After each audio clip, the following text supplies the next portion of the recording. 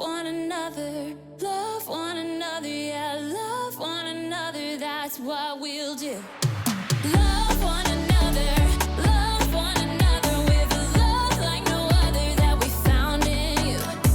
Love one another, yeah, love one another, that's what we'll do. We're alive to love one another. We're alive with love like no other. We're alive, we're sisters and brothers. We're alive to love one another. Welcome to the show! Welcome to the show! Welcome to the show! Hey everyone, welcome to Story Lab. This week we're talking about friendship while we take a look at the story of someone who was not only a great friend, but also a great musician. Maestro, play us in! Welcome to the show! Welcome to the show! Welcome to the show! Wow, wow, wow, wow, wow.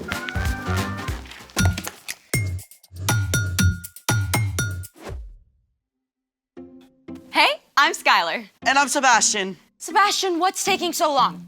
Just a minute. Today, we're talking about friendship, which is using your words and actions to show others you care.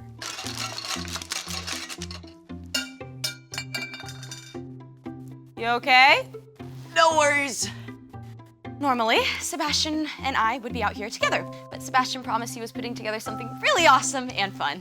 Working on it. Just like how he promised he'd be out here to help me host. Sebastian, you better not be goofing off. I would never. How did that get back there? Sebastian! Okay. Ta-da! Sebastian has promised something awesome. Sebastian has delivered. That's your awesome surprise? No, this is phase 1 of my awesome surprise. The cart of mystery. Ooh. It's mysterious, all right, but what is it? Yes. Is it something I can eat? No. Is it something scientific? There may be some science involved. Is it the Large Hadron Collider? The world's largest particle accelerator? I suppose that wouldn't fit underneath it. Just tell me what the surprise is.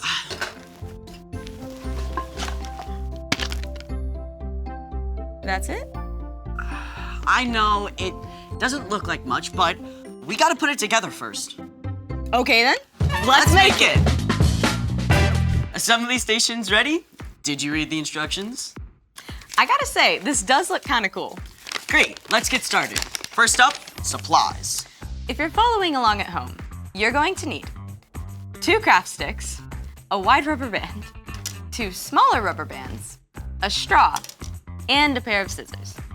Step 1, use the scissors to cut 2 pieces of a straw that are about 1.5 inches long. Step 2, stretch the thick rubber band around one of the craft sticks. Step 3, place your second craft stick on top and attach it to the first one with a small rubber band. Make sure it's on the same end as the straw. Secure the second straw with another small rubber band. And there you have it. You are now a proud owner of your very own harmonica. To play, all you have to do is just move the straw up and down to adjust the pitch. Slide the straw to play higher or lower. Moving the straw pieces closer together causes the rubber band to vibrate at a higher frequency, which is what causes a higher note. It kind of sounds like a kazoo. But wait, there's more. Because why not stop at one awesome instrument when you can have your very own buildable band? I mean, we've got everything here. Like, we've got a shaker made from soda bottle with popcorn in it. I mean, we got a box guitar, tin can drum set. Ready to rock? You know it? 1, 2, 1, 2, 3, 4.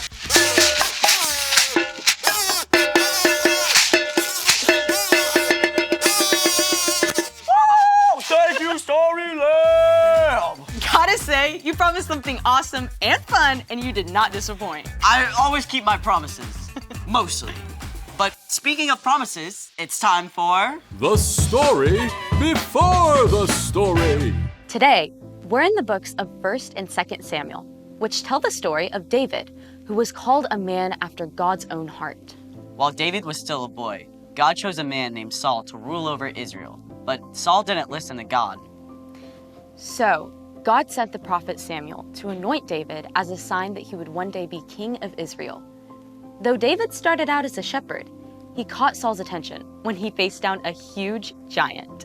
After that, King Saul appointed David as both the leader of his armies and his personal musician. God blessed David, and he won many battles. The people loved him. David even became best friends with Saul's son, Jonathan. But the people loved David so much that Saul became jealous. He wanted to get rid of David. And that's where our story starts. Take it away! Hey everyone, I'm Padma. Hi. Today, we have a thrilling tale of friendship and promises. Promises broken and promises kept.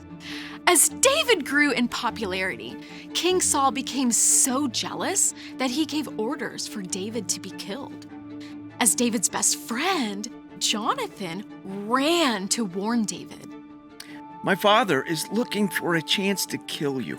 Find a place to hide in the field. My father and I will come and stand there.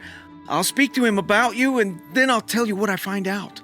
Jonathan begged his father not to hurt David. Please, don't do anything to harm David. He hasn't done anything to harm you, and what he's done has helped you a lot. Saul listened to Jonathan and promised. You can be sure that David will not be put to death. Jonathan told David, so David returned to the palace.